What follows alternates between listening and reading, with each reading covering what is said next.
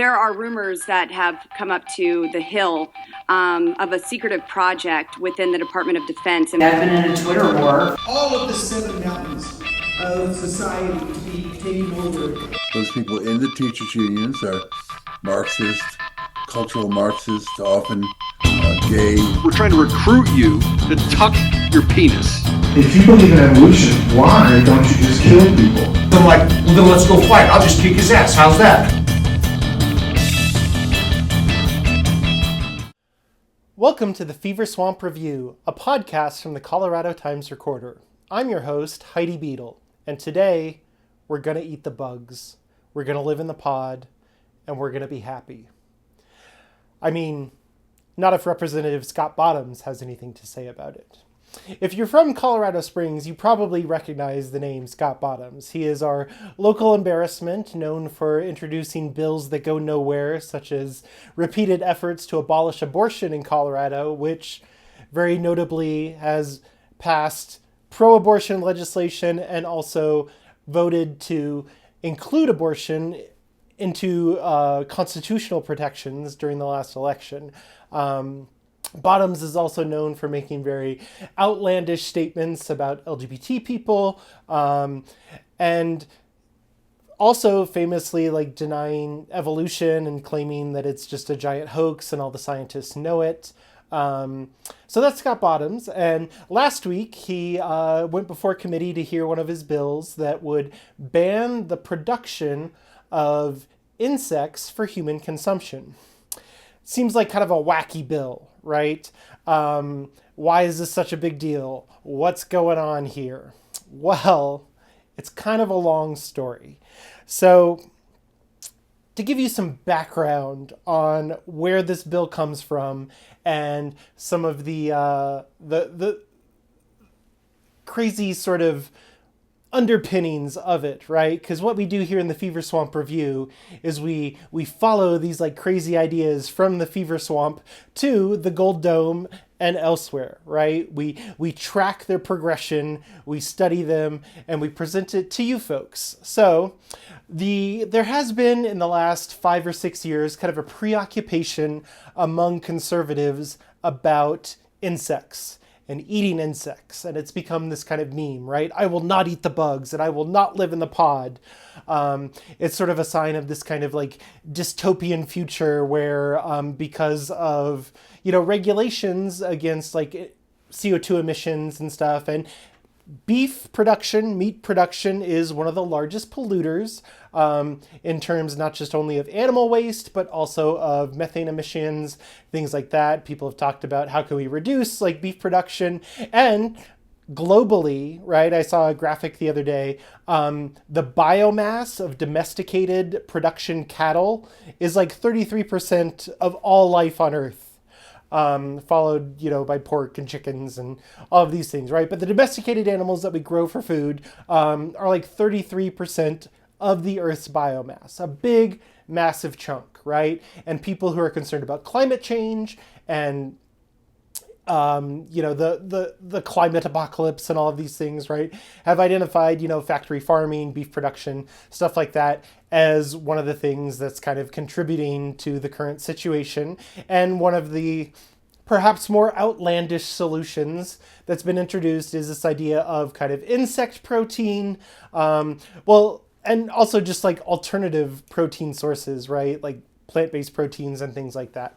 But even, just kind of people speculating about the feasibility of insect protein is enough to kind of set the right-wing conservative blogosphere spinning, and you get these kind of outraged we will not eat the bugs kind of people, and this all kind of goes back to the long-standing conservative tradition of just insane conspiracies. And if there's one thing I think that we can track it back to, it is Pat Robertson's 1990 book, The New World Order.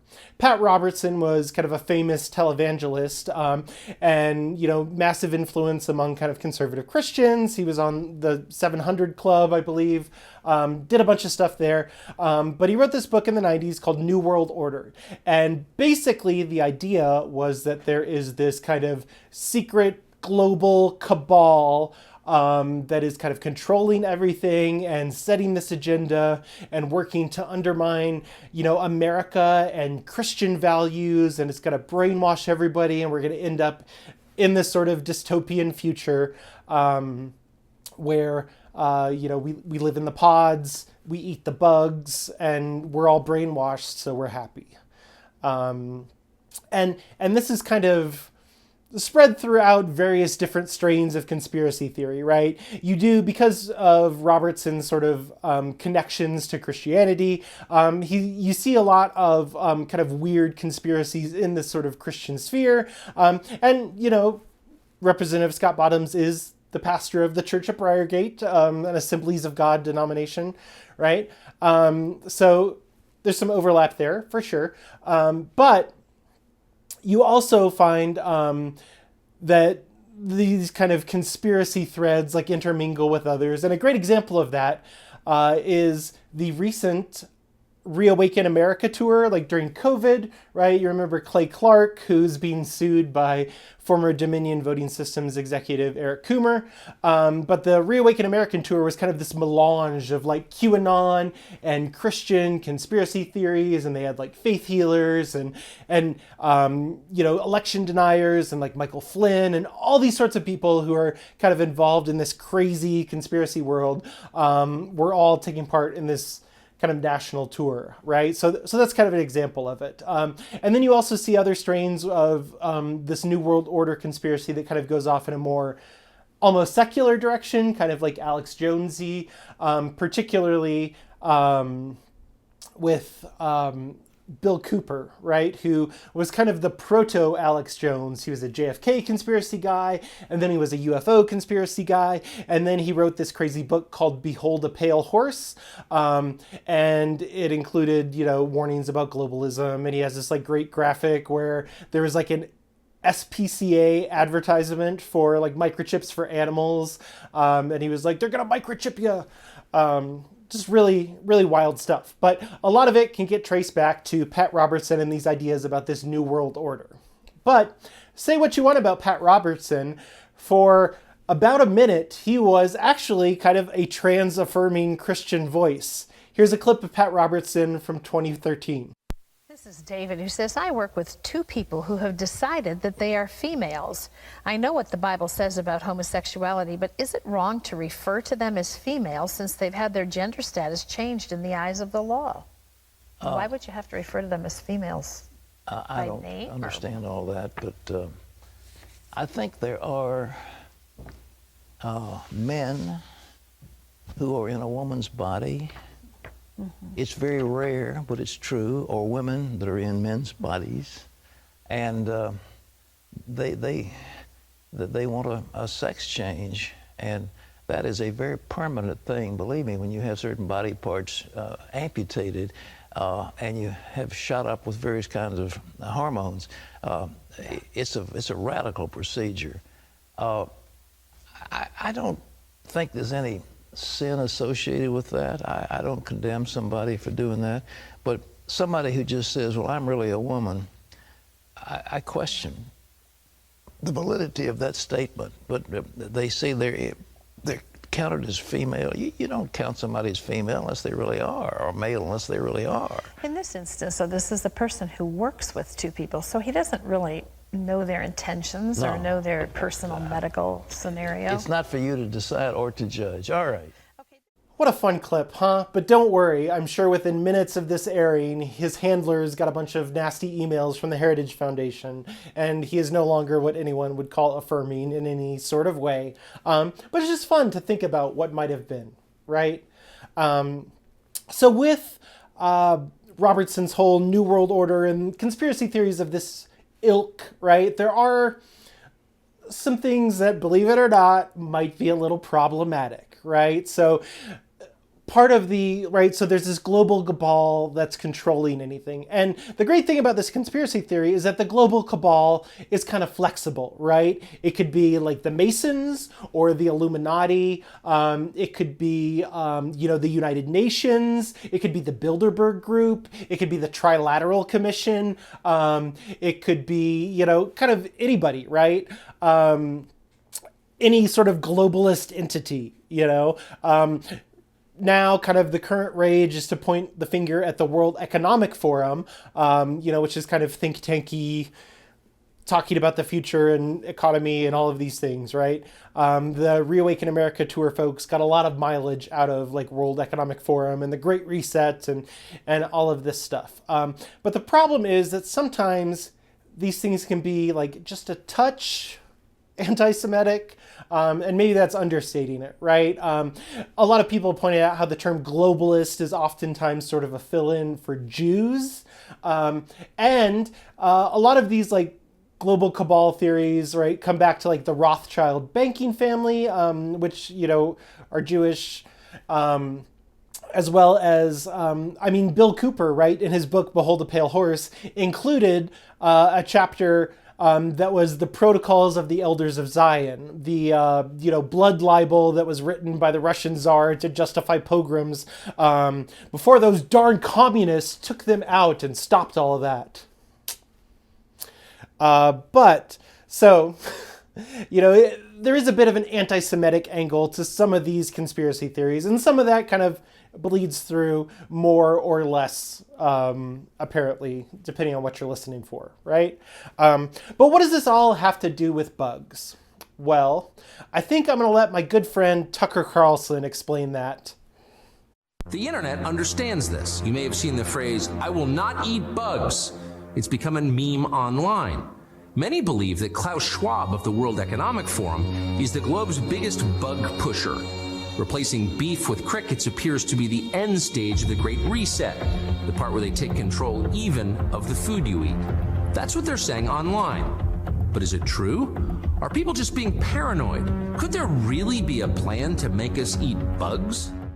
Another thing that people have pointed out, right, not only are these conspiracy theories a little bit, maybe anti-Semitic, but particularly this idea that, the Jews are going to force everyone to eat bugs is, it's also a little bit xenophobic, maybe racist, right? A lot of people have commented on these sorts of conspiracy theories, and they often, point to countries in the third world or developing world, places outside of the United States. They stoke a lot of xenophobia.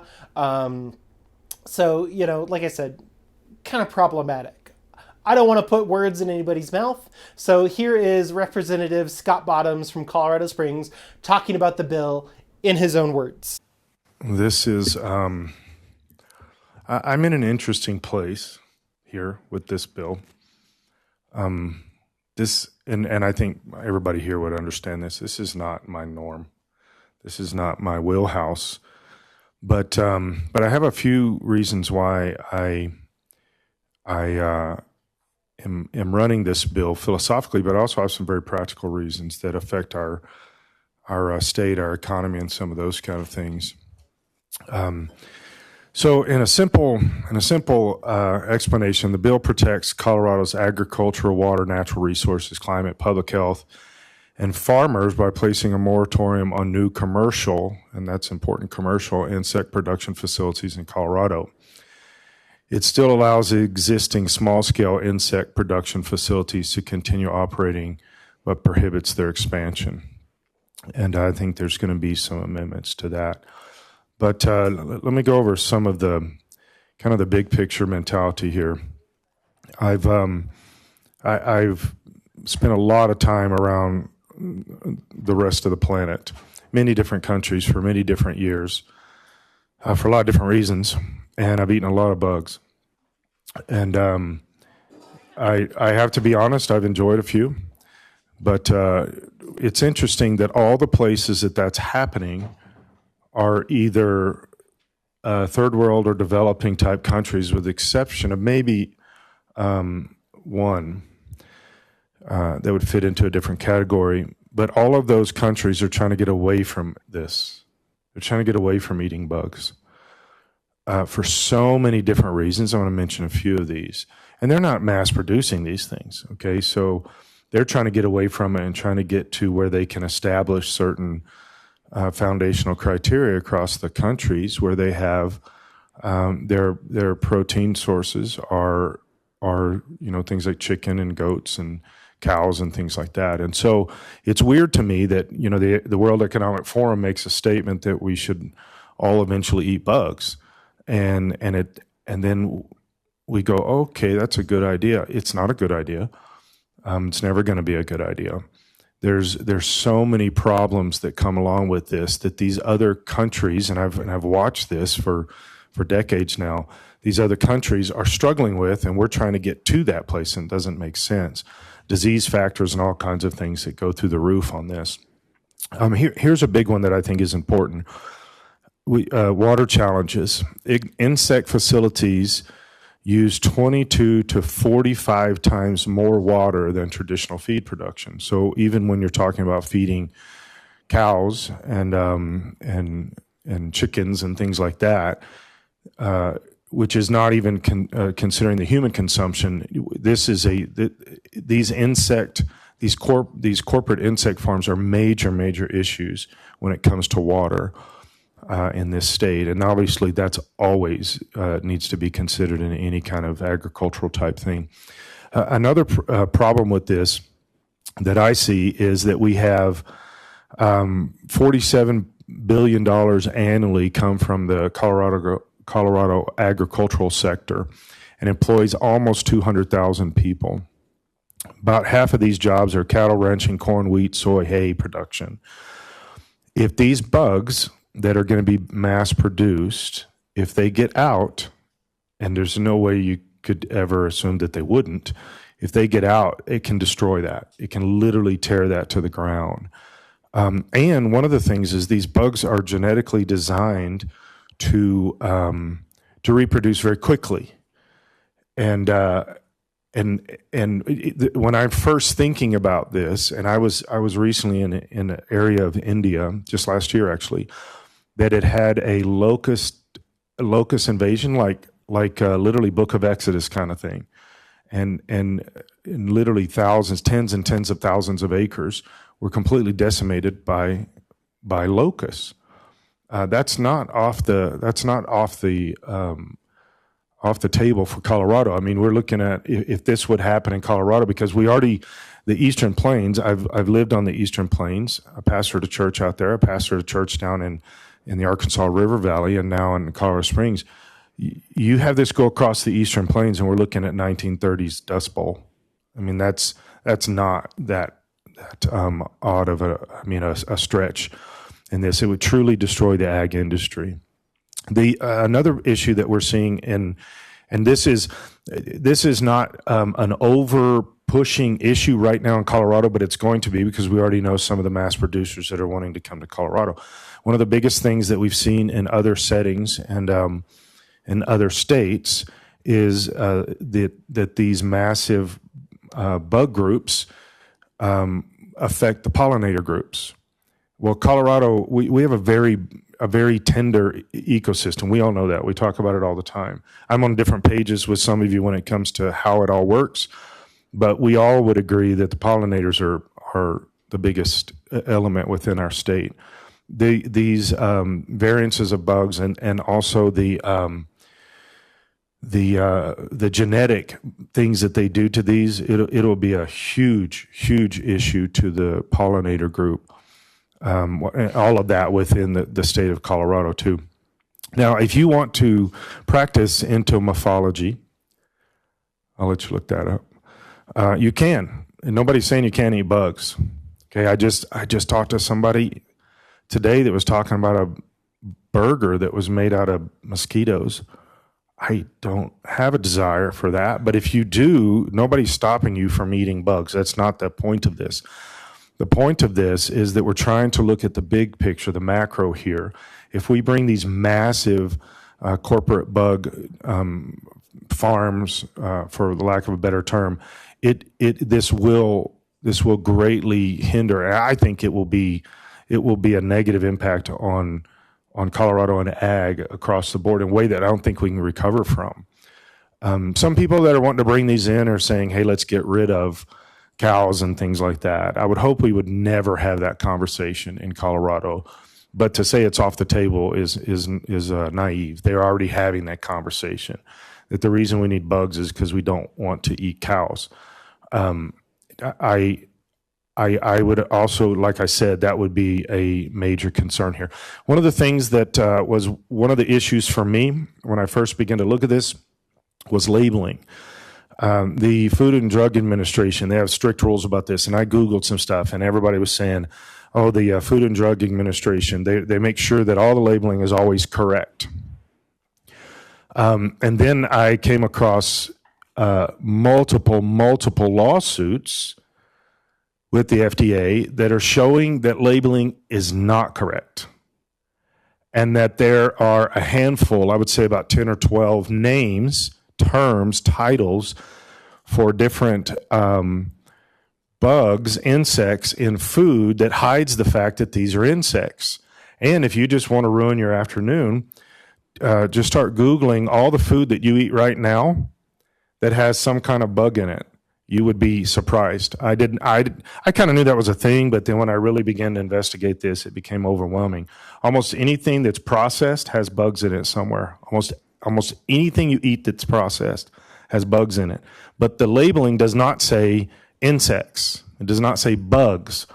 They're allowed to use other terms. They're allowed to use dye terms, genus terms, all kinds of things like that are potentially, well, I think they're intentionally deceptive. And so some of the bill addresses that also, that if it's got bugs in it, say it.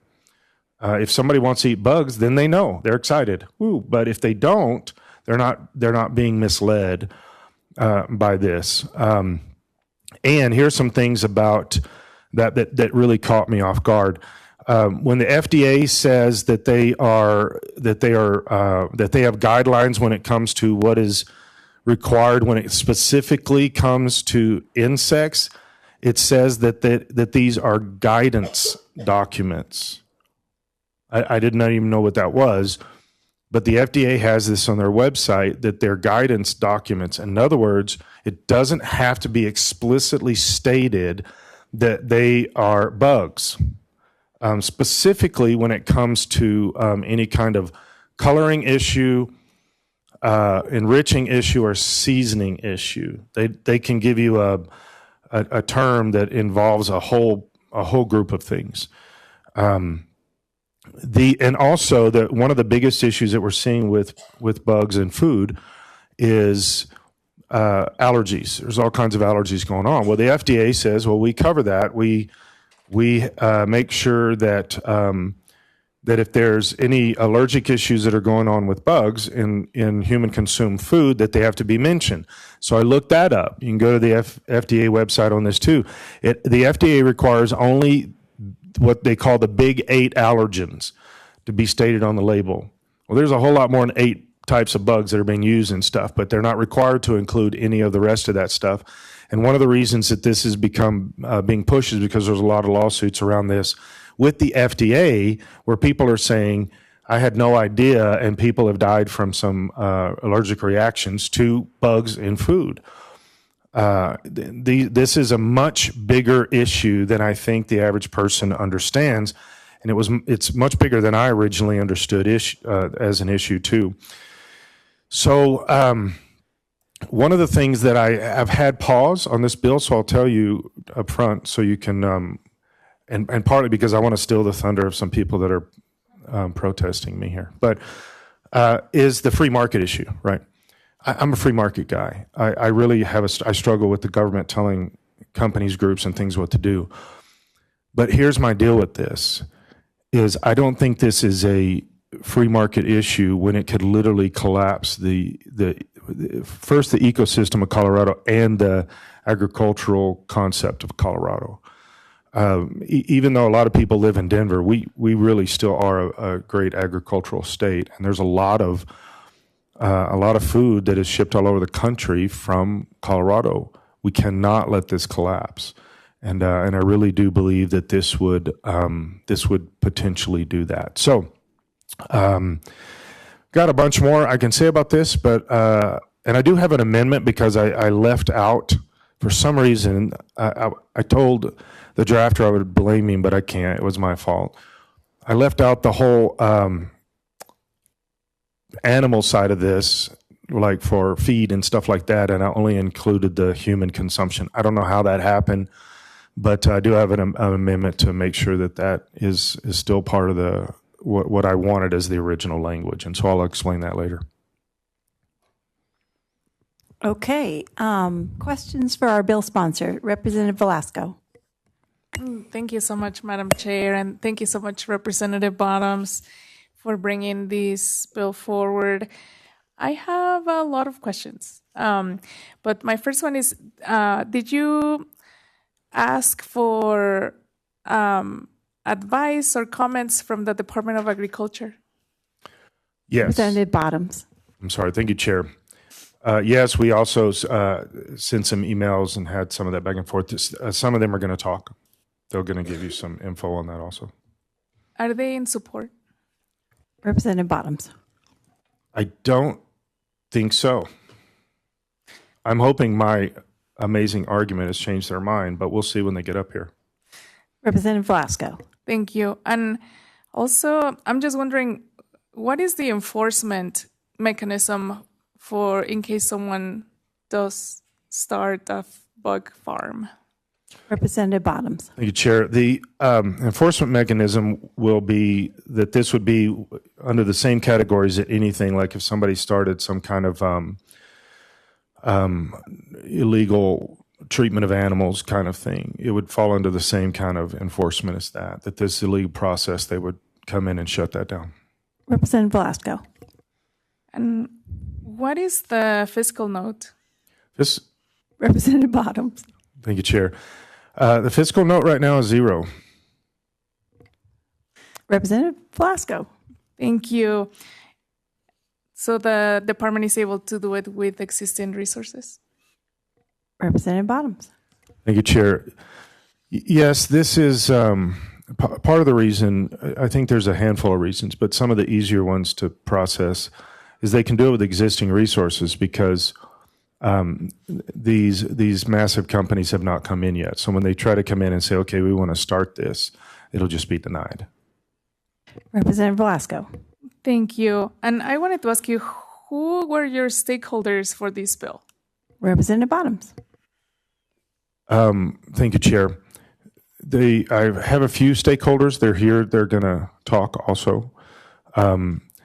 Different farming and ranching groups. And actually, so I got a lot of emails from farmers and ranchers that were saying, hey, this is a good idea. I even got emails from a lot of Democrats that were saying this is a good idea, which gave me pause. Representative Velasco.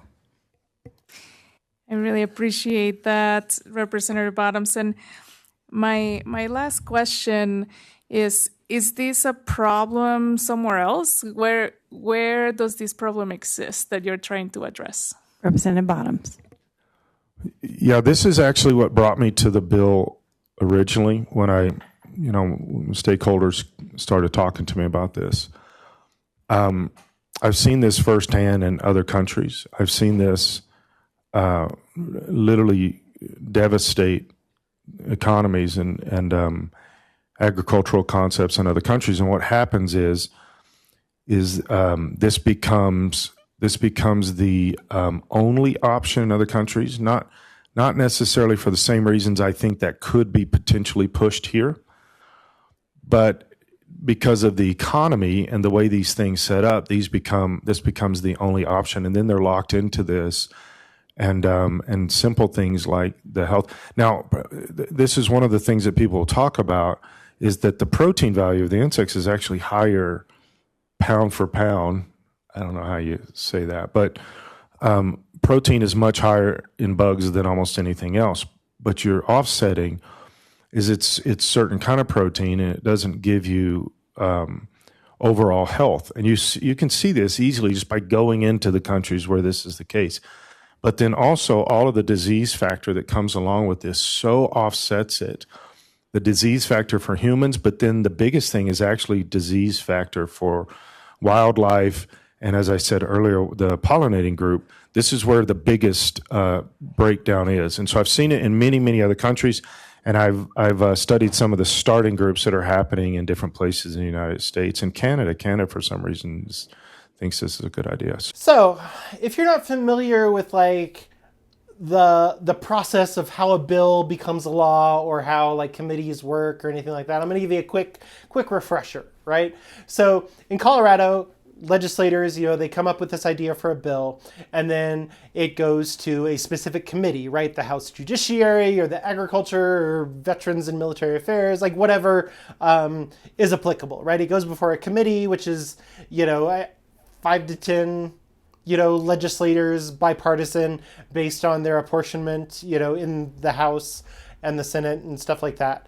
And so the way these committee hearings work, usually the bill sponsor, so in this case, Representative Scott Bottoms, will come up and he will talk about his bill, and he will, talk about why he came up with it and the pros and cons and blah, blah, blah, all that stuff, right? And then after the bill sponsor kind of gives his presentation, then you get to hear from witness and citizen testimony, right? It's kind of like the public comment section at a school board meeting or city council or anything like that, right? This is a point where citizens get to give their feedback on this pending legislation. And they usually set it up in kind of panels of witnesses, and you'll have people who oppose the bill and people who support the bill, and they come up and kind of give their reasons why. During this hearing, there were only 2 folks who opposed the bill. One was a sugar beet lobbyist, and the other was a vice president of the Farm Bureau. And both of them opposed it on kind of free market grounds, right? This idea that legislation that's going to prevent people from opening insect farms, it's going to introduce new regulations, it's going to, stymie the free market, it's going to do all of those things that Republicans usually don't agree with. Right? And then they moved on to people in support of the bill, right? And this is where it got really interesting, actually. You can learn a lot about bills and legislations by who kind of testifies for them, who supports them. And if you spend a lot of time at the Capitol, or you watch a lot of these hearings, like I do, you kind of start to notice a couple of what you could call, I guess, frequent flyers, right?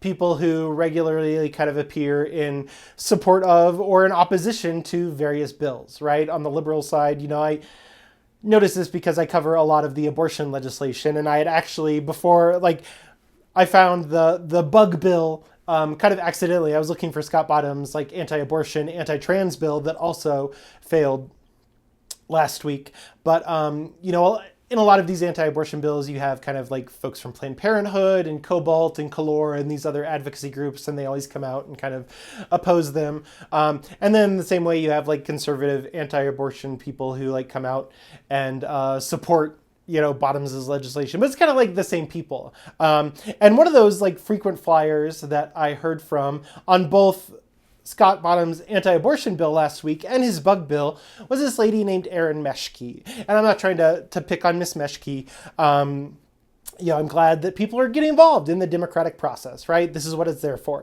But she was quoted in a Colorado Newsline article from a couple years ago. She testified for a parents' rights bill, which is, kind of an anti-trans thing as well. And then she was testifying in support of Scott Bottoms' anti-abortion and anti-trans trafficking bill last week. And then I heard her again on this bug bill as well. So that was kind of an interesting note. We're going to go ahead and listen to her testimony.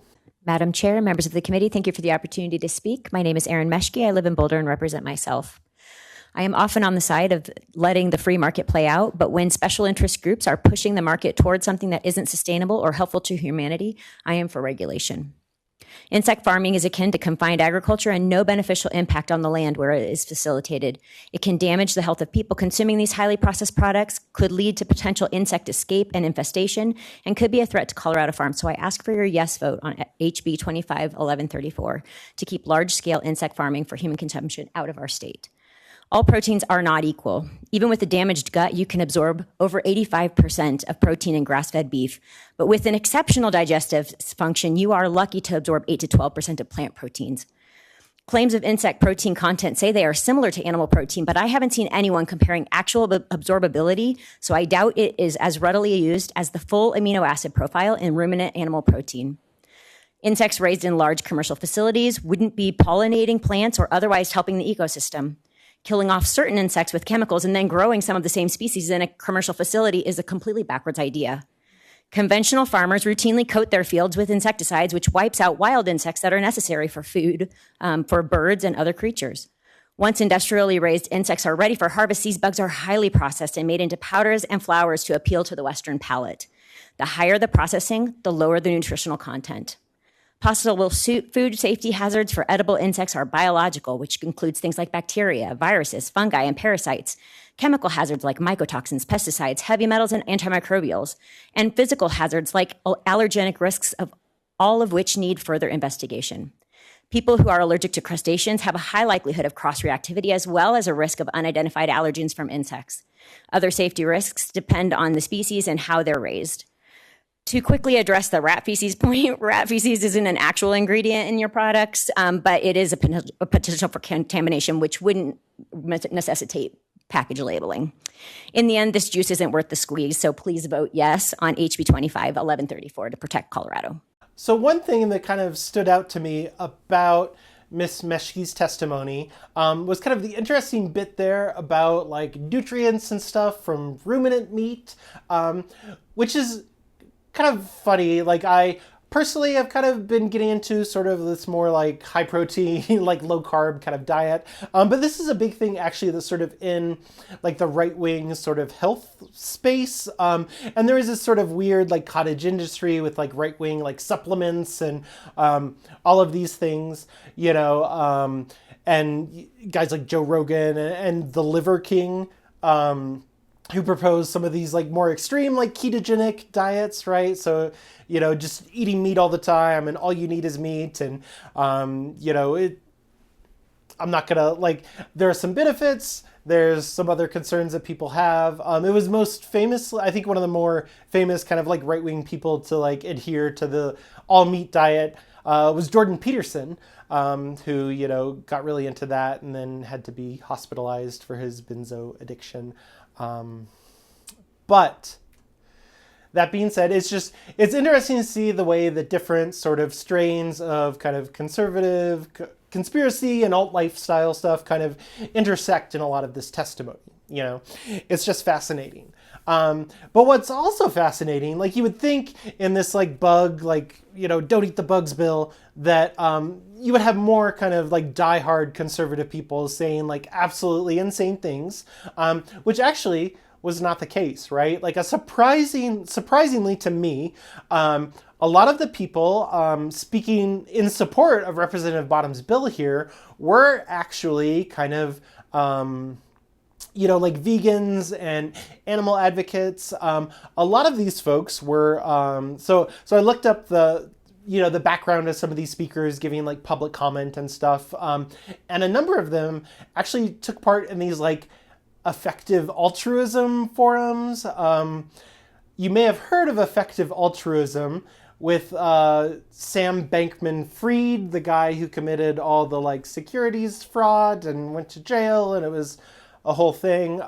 It's also been kind of tied to the recent like trans death cult, the Zizians, which was like related to a couple different murders throughout the country. So just if we're following strains of thought and like conspiracy threads, like some weird stuff happening with the testimony of this bill, which is not to say, I mean, bad, right? Maybe I'm being judgy. Sorry. But, you know, the arguments in support of Scott Bottom's bill were coming much more from like what I think people generally consider kind of like a leftist place, right? Like supporting the environment and, you know, caring for, you know, animals, even insects and stuff like that.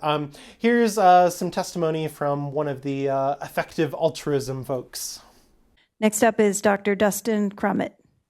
You have 2 minutes. Wonderful. So I am the co-author of 3 recent peer-reviewed scientific studies on insect farming.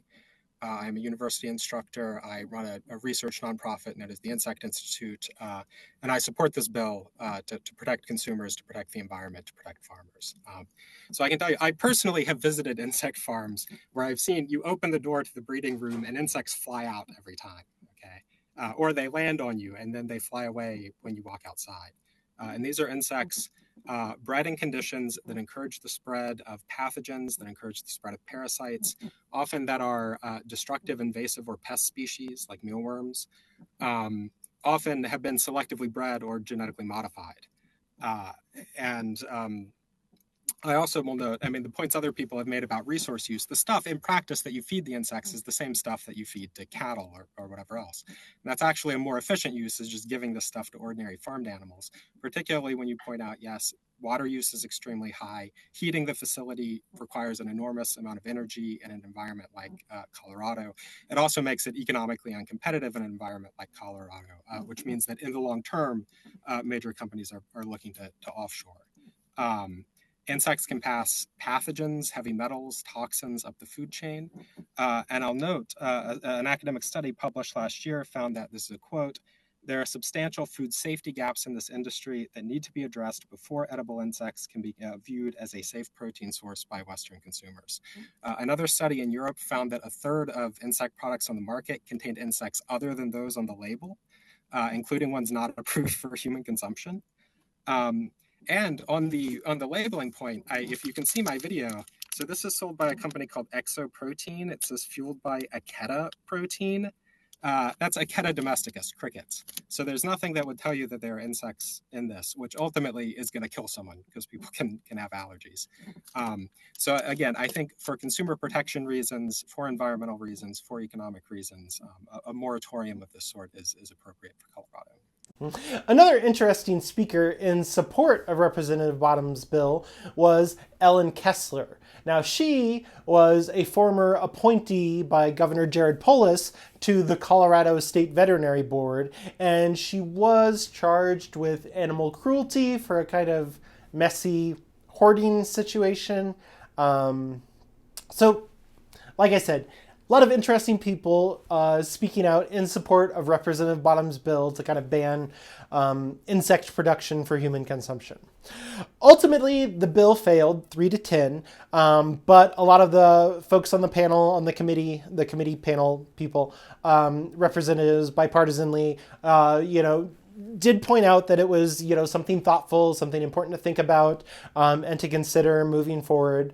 But, again, ultimately, did not pass.